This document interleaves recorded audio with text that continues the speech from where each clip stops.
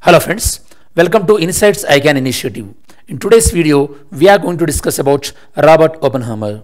All of you know that Christopher Nolan's biography based movie Oppenheimer is creating sensation across the box office.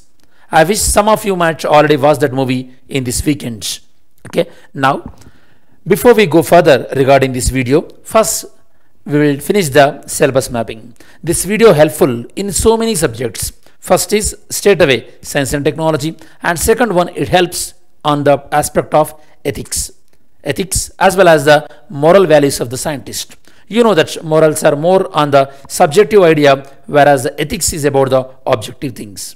So it touch upon the ethics and it directly related to science and technology, and it of course also falls in the domain of the international relations, because about the Cold War and non-proliferation treaty, comprehensive test ban treaty. So these are the syllabus mapping related to this particular topic. Now first we will go through the components of this video. In this video we are going to mainly focus on why it is in news. Already I given why it is in news in your intro. Robert Oppenheimer based movie, that is Oppenheimer by Christopher Nolan. Then his early life and education we will check. Then his contribution related to black holes, Manhattan Project, what is the project is all about. Then nuclear test, the Trinity test, which was conducted on 16th July 1945 after World War II. What was his life? Then what kind of controversies he faced and why the security clearance was denied to him, and what are the allegations we are going to discuss.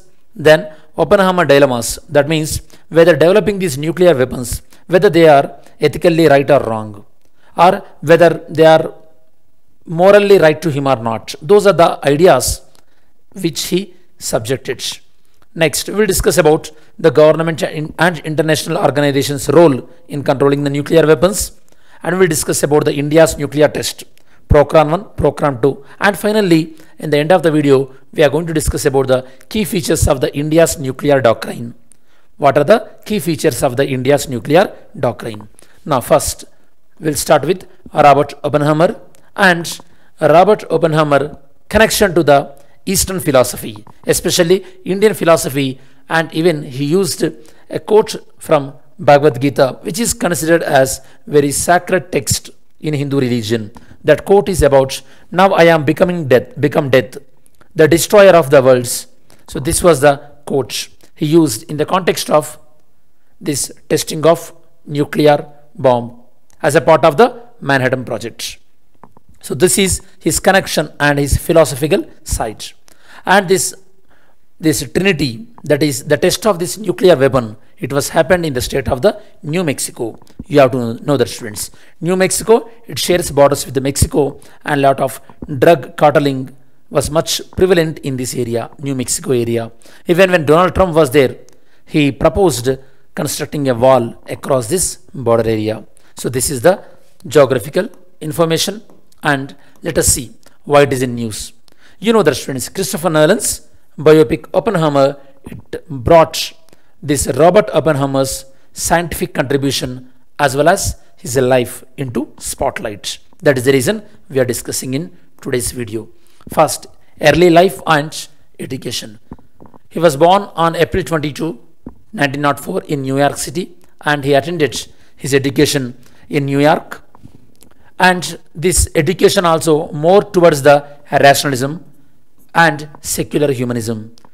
You know that, students, rationalism is always about thinking and examining things in a very scientific manner. Even our fundamental duties also says about that individual has to strive for the scientific temper. If you remember, try to tell me which fundamental duty talks about scientific temper. Which fundamental duty? You know that fundamental duty 51A to 51A, 51A subclass A to subclass K, you know that, yeah? So tell me which one. And he finished bachelor of degree in chemistry in 1925 from Harvard University, and PhD from Göttingen, Germany. If very popularly, that means before he started Manhattan Project, he was involved with the Born Oppenheimer methods.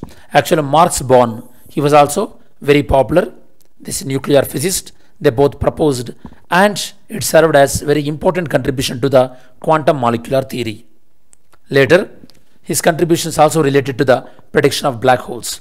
You know that students, black holes are associated with the gravity. It can pull off anything near to the black hole. So he proposed these black holes concepts in the paper which was co-authored with the Hartland Cinder. They proposed these black holes. Then after this contribution towards the black hole, generally he considered as the foundations. Generally he considered as he laid the foundation for the modern theory of black holes. This is his early contribution. Then let us examine about the Manhattan Project. Manhattan Project is all about developing the nuclear weapons, and at that time, so USA was developing nuclear weapons and very fast based, especially to counter Germany, Nazi Germany. The project name was Project Manhattan. This project was initiated in 1942. Even though scientists like Albert Einstein and other scientists, they warned the President Franklin D. Roosevelt about the potential bad effect of the atomic weapons. In spite of such warnings, this project initiated, and it involved the collaboration between the USA, UK, and Canada. These three countries involved in this project. And here, the major research facilities, one was Oak Ridge, Tennessee, the second one Hanford, Washington, and third one Los Alamos, New Mexico. Actually, this Los Alamos, Mexico facility, this facility director was Oppenheimer. Okay, Oppenheimer appointed as a director for this Los Alamos facility, scientific director. Then this entire project Manhattan, it employed around 1,30,000 people, and it approximately costed around $2 billion. Nowadays, it approximately around $28 billion, the project cost. The first test, it was popularly known as Trinity test. It was conducted on 16th July 1945. After that, next month itself, on the 6th of August and 9th of August, they used these nuclear weapons on Japan, Hiroshima and Nagasaki. So the code name for this first nuclear test, the code name was Trinity. 16th January 1945. Where they tested, generally in India, if you test the nuclear weapons, you will test in the Pokhran. In America, they tested in Jornada del Merito Desert. Like I said earlier, it was in New Mexico. After this one, Oppenheimer severely, he was disturbed in terms of the ethical and moral implications. And in this context, he quoted the Bhagavad Gita, that was, "Now I am become death and the destroyer of the world." So that he understand already that what are the implications this nuclear bomb is going to create. That is the reason in future, when America tried to develop the hydrogen bomb, he opposed severely. In spite of that, of course, America deployed tested the hydrogen bomb. There is a different case. Next, this was used in the Japanese cities of Hiroshima and Nagasaki, and it contributed to significant human life, and it also put the end to the World War II, and Japan surrendered. You know that. Okay, 6th August and 9th August. After that, after the World War ended, Cold War started between the USA and USSR. You know that pretty well. If you remember, students, what is the nickname of the Hiroshima attack? If you know, tell me. What is the nickname they given American given to the Hiroshima attack as well as Nagasaki attack? What were those nicknames? Tell me. Okay. Then, post-war years. After the World War II, Oppenheimer was appointed in Atomic Energy Commission. What is this Atomic Energy Commission? It is about giving suggestions regarding the policies related to nuclear weapons. Okay. And he was appointed as a member. He was appointed as a member in the Atomic Energy Commission's body, that is General Advisory Committee. In GAC, he was appointed as a member, and this Atomic Energy Commission, it will oversee the development and control of the atomic energy. Later, in 1954, he was denied security clearance into this Atomic Energy Commission because his relation with the communist ideology, that we will discuss very soon. Opposition to hydrogen bomb, already we discussed. After the nuclear test in 1949, when the discussion came up regarding the development of hydrogen bomb, he clearly conveyed his opposition towards the hydrogen bomb, and he advocated that resources can be spent in the other areas, development of the nuclear program rather than the developing the hydrogen bomb. At that time, the President Truman not listened to these kind of objections, and they went ahead with respect to the development of hydrogen bomb, and it was popularly known as EV Mike test. It was tested in 1952, this hydrogen bomb one. Next, the Institute of Advanced Study. This is the independent institute, and he was appointed as a director for this institute, and this institute was based on Princeton, New Jersey. It is an independent research center. Even though Oppenheimer denied the security clearance to the official program of USA, in spite of that, till his death, that is 1967, till his death, he continued his association with the Institute for the Advanced Study. Okay, he continued his association. Next, security clearance. You know, students, actually Oppenheimer during 1930s and 1940s, he was much, he attended some of the communist meetings, and he used to discuss such kind of ideas with his students, and his wife brother, they were active members of the communist party, communist ideology, but he never directly subscribed to the communist ideology. In spite of that, the American government believed that he has some direct relation with the communist party, even though he never joined in the communist party. During that time, entire America was gripped with the idea of McCarthyism. McCarthyism is all about this communist ideology will spread USA and it will destroy USA, so we have to get rid of this communist ideology. So that means persons, whoever suspected that they are having some relation with the communist ideology, either they were banned from the government offices or they were being imprisoned. That kind of phenomena was going on. During that time, even the Oppenheimer also, he was being subjected to this kind of discrimination, and the trial was conducted about his association with the communist ideology. In 1954, the public trial was conducted. It became very widely popular. In this public trial, his lawyers argued that Oppenheimer made significant contribution to the Manhattan Project as well as towards the atomic energy associations. In spite of his contributions, it is unfair to call him that he is towards the communist ideology. In spite of all these arguments, this Atomic Energy Commission, they declared in 1954 that all his security clearance, they've been stopped. That means since 1954, his association with the official work completely stopped till his death. Actually, to cover up that, later, during his later life, he was given with the highest award in the nuclear physics. We will discuss that. Okay, that's the other thing. That is what Enrico Fermi Award. President John F. Kennedy awarded Enrico Fermi Award to him.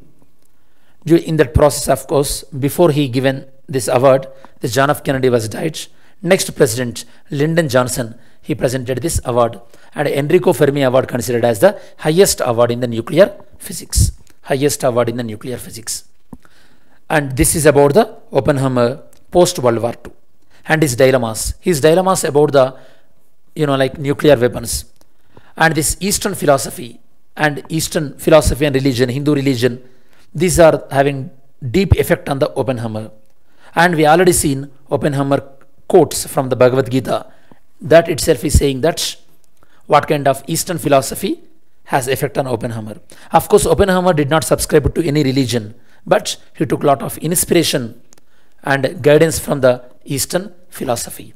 You know that, students, philosophy is about love of knowledge, love for knowledge. Phil and Sophie, love for knowledge. Moral and ethical dilemmas.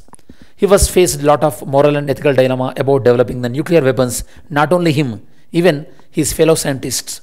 Nowadays also, majority of the scientists, they are facing this moral and ethical dilemma regarding like whether this developing nuclear weapons, whether it is right or wrong, because they are going to create a lot of human loss. Then dual use technology, because the nuclear technology and this kind of technology related to mass weapons, it can be used in either way, in two ways. So that is also one of the dilemma, ethical dilemma. and impact on the innocent lives. Nuclear weapons even kills the innocent people also. And fourth one, contribution to conflicts. This kind of nuclear weapons are weapons of mass destruction. They can enhance the conflict between the nations. And finally, lot of long-term consequences also will be there. Okay, like mistrust between the nations and all these things. So all these are the various ethical dilemmas facing by the scientists who are involving in the development of weapons for mass destructions. These are the ethical dilemmas, these 5 ones related to nuclear weapons development. And if you look at this information, the countries with highest nuclear arsenal, nuclear weapons, majorly Russia and USA, rest followed by the China, France and UK. If you see, all these are the P5 countries, permanent 5 countries. Permanent 5 countries are having the nuclear weapons, but they are saying that other countries should not have the nuclear weapons. That is the reason India opposed the non-proliferation treaty, because non-proliferation treaty is discriminatory in nature. Why it is discriminatory in nature? It is saying that the P5 countries, they can have the nuclear weapons, but other countries should not have the nuclear weapons. That is the reason India did not sign on that, the nuclear proliferation treaty as well as the comprehensive test ban treaty. Okay, of course now there are some efforts are going on at the international level to control these nuclear weapons. And India's nuclear test, Pokhran 1, it was on May 18th, 1974, code name Smiling Buddha. Pokhran 2, it was on 11th and 13th May 1998, around 5 times were tested during these 2 days, and the code name was Operation Shakti. At this time, Vajpayee was the Prime Minister, Atal Bihari Vajpayee, and this time Indira Gandhi was the Prime Minister. After we done the Pokhran 1 in 1974, NSG, in response to India's nuclear test, NSG was created, Nuclear Suppliers Group. This kind of groupings are there, such as Wassenaar's Agreement and Australian Group and Missile Technology Control Regime and NSG. These are the 4 such kind of group. If you know, students, tell me, out of these 4 organizations, in which organization India is having membership? In which organizations India is having membership? Tell me. And India's nuclear doctrine, we always follow these policies. No first use policy. That means unless until some other country will attack us, we don't use the nuclear weapons on our own. And a credible minimum deterrence. We are having nuclear weapons just to discourage other country not to attack us. Okay, we are not developing nuclear weapons just because other countries are developing. That is the second one. Third one, we don't use nuclear weapons against the non-nuclear country. That is the third one. And the fourth one, this is a continuation to first one. Unless until there is a nuclear attack, we don't use the nuclear weapons. Then what is the way forward? The way forward is the life of Oppenheimer. It is very complex, full of controversies, and we have seen what kind of moral conflicts he was going through. And the thorough examination of his life and legacy, we can gain very valuable insights from a man who was considered as father of atomic bomb, and the significance of his thoughts and how it shaped the world. Okay, now let's see the question I asked in the last video. This is about consider the following statement. It was regarding the basic structure. The Constitution of India defines the basic structure. No, it did not define the basic structure. And the Constitution of India provided the judicial review. No, the answer is D. The answer is D, students. Neither one nor two. Okay, now today's question. We'll see the today's question. Okay, today's question is, which of the following statements best reflect the India's nuclear test? Okay, that means which statement is right regarding the India's nuclear test which conducted in 1974. Okay, read carefully and tell me the answer. Mains question. Discuss the historical significance and implications of India's nuclear test with respect to India's national security and international relations. That means how the nuclear test related to this. Examine how India's nuclear status has influenced its foreign policy and shaped the regional dynamics. This is about the mains question. As we reach to the end of this video, okay, we'll give a quick revision. In this video, we discussed about Robert Oppenheimer and his early life, Project Manhattan, Trinity Test, and post World War II, and the controversies surrounding him. And we also discussed about ethical dilemmas related to the development of weapons of mass destruction. Then we discussed about international organizations and their control regarding the nuclear weapons and India's nuclear test, and finally India's nuclear policy we discussed. This is about the detailed analysis regarding the Robert Oppenheimer contribution to the nuclear science.